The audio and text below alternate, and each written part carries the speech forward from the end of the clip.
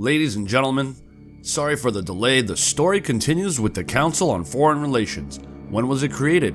Who are they? What do they want? Who's a member?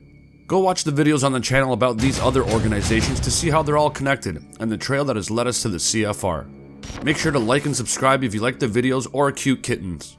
So if you don't like or subscribe, you're pretty much telling me you hate cute kittens. Hit the intro.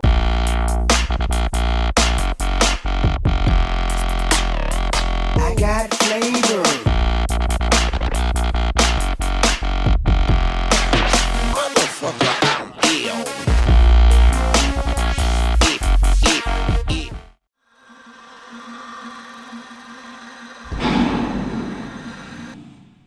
The Council's membership includes some of the most influential men in government, business, education, and the press.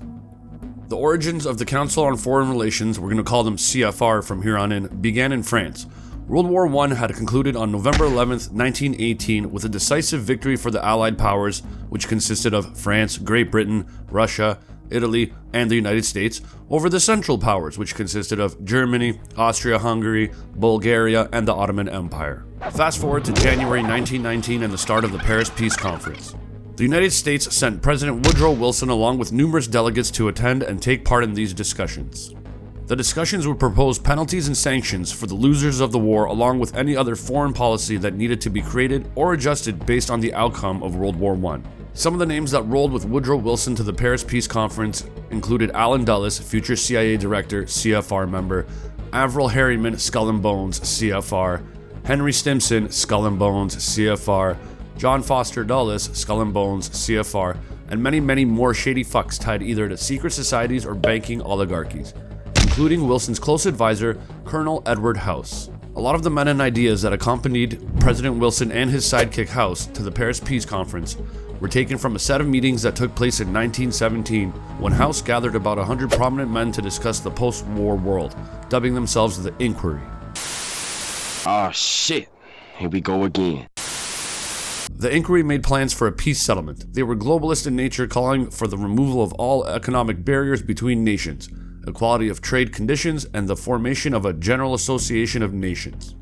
Financial support and diplomatic efforts were contributed to these meetings by such pure and stand-up gentlemen as Jacob Schiff, who was born in the Frankfurt house that the Schiffs shared with the Rothschilds, Frank Vanderlip, Nelson Aldrich, J.P. Morgan, John D. Rockefeller, and Paul Warburg.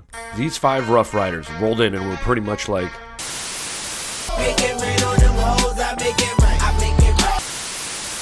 Let's stop right here for a moment and spit some facts about this Paul Warburg character.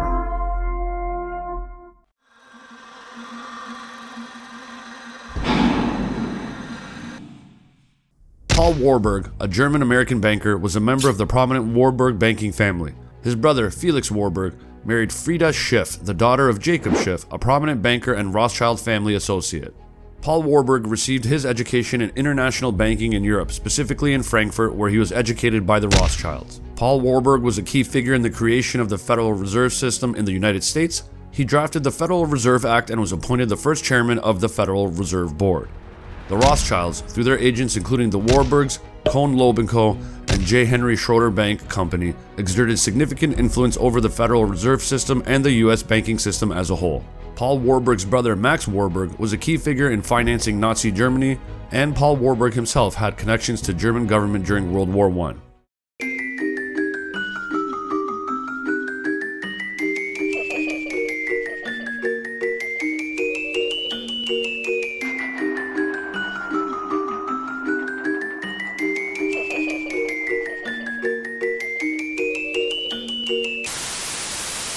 Sick, twisted fuck. So yeah, back to the story.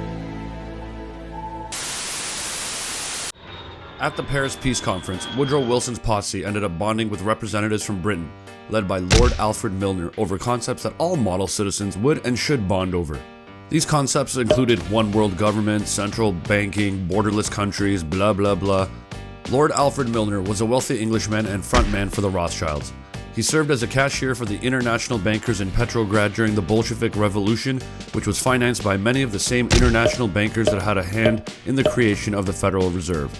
After the Bolshevik Revolution, the Russian government nationalized banks through the Central Executive Committee's decree on nationalization of banks on December 27, 1917. This marked the beginning of the end for private banks in Russia. The modern Soviet Central Bank, the State Bank of the USSR, Ghost Bank, was established in 1922, shortly after the Russian Revolution. The orchestrators of this plan were all like,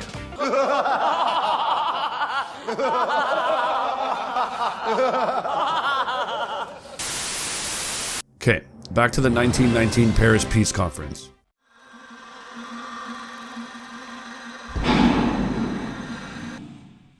It is worth noting that at this time in history back in Britain, they had their own noteworthy secret society, the Round Table, that worked behind the scenes at the highest level of British government, influencing foreign policy and England's involvement and conduct in World War I, according to Professor Quigley. Who is this Professor Quigley that I just quoted? Well, let's stop and spit some facts about him.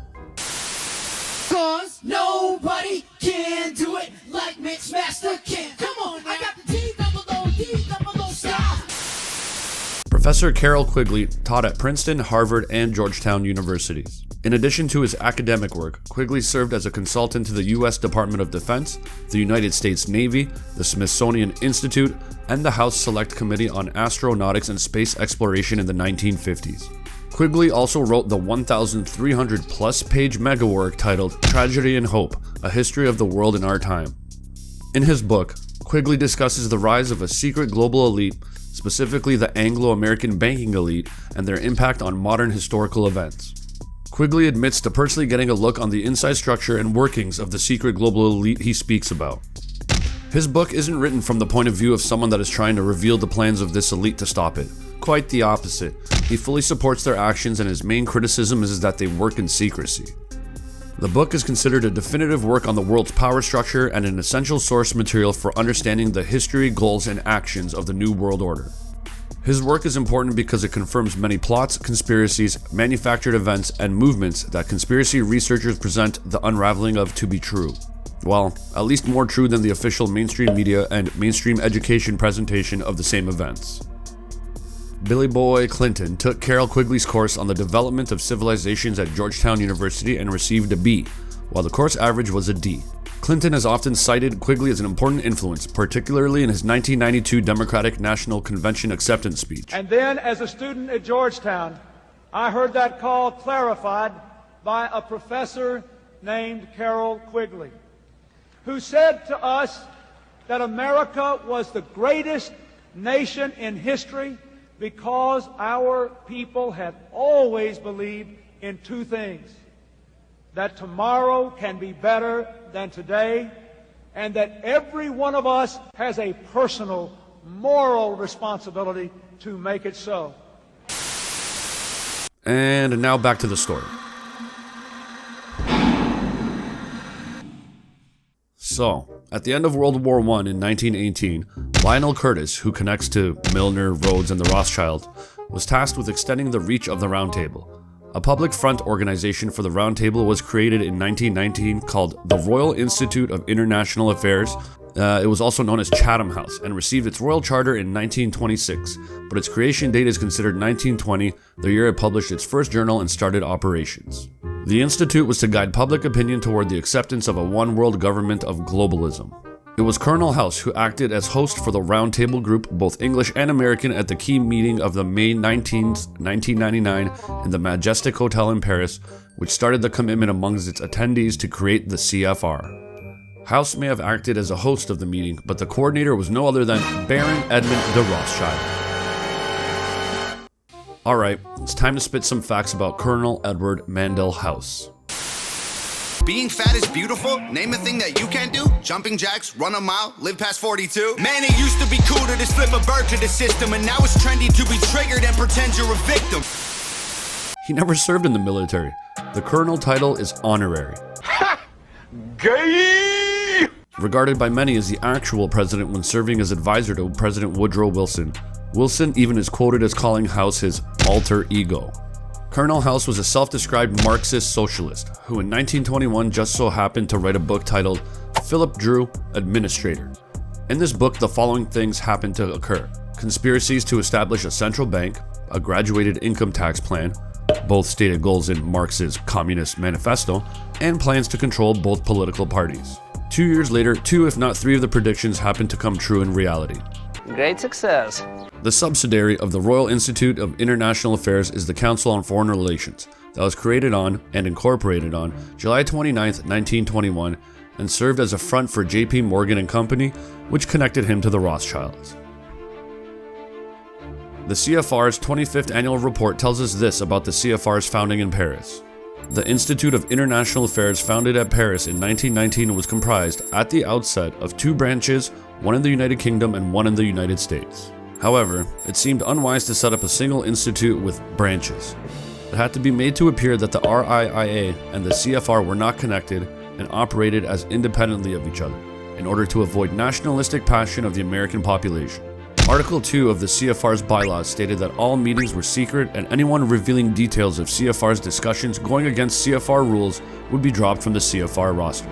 The elegant Harold Pratt House in New York City was donated by the Pratt family, a well-known tentacle of the Rockefeller Standard Oil, once the CFR outgrew their initial headquarters. The Harold Pratt House is in use by the CFR until this day and resides 1.9 miles away from the headquarters of the UN. How convenient. More on the CFR and its relation to the UN later. More recently, a second base of operations for the CFR can be found in, wait for it, Washington, D.C., where it is situated just 1 block from the White House. Are you fucking kidding me? Admission to the CFR is a very discriminating and painful process. Candidates must be proposed by a member, seconded by another member, approved by a membership committee, screened by the professional staff, and finally approved by the board of directors. Critics, noting that the CFR has had its hand in every major 20th century conflict, view the CFR as a group set on world domination through multinational business, international treaties, and world government.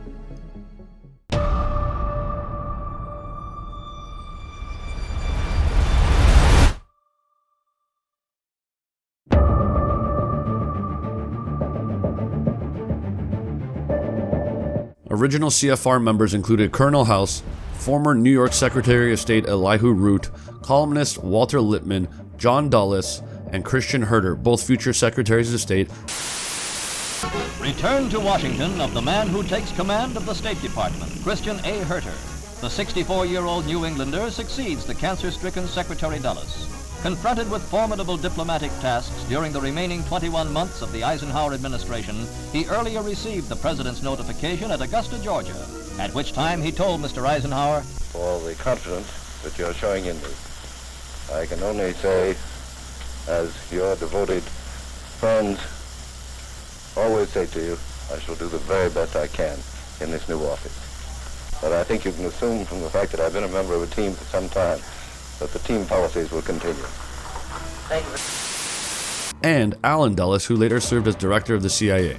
Founding CFR President, millionaire John W. Davis, was J.P. Morgan's personal attorney, while Vice President Paul Kravitz also represented Morgan Properties. The council's first chairman was Russell Leffingwell, one of Morgan's partners. Early CFR was all about Morgan influence, but that changes later to Rockefeller influence. We'll get there. Aight. Booyakasha! That sounds like a good spot to end it for now. Please like and subscribe if you enjoy the content, but most importantly, share it. The masses will never know what we are up against in this world if we don't educate ourselves on who and how the rules to the game of life have been compromised. Go check out the videos on the channel about the Bavarian Illuminati, Sabbatean Frankists, and Skull and Bones to have a better understanding of how we got here.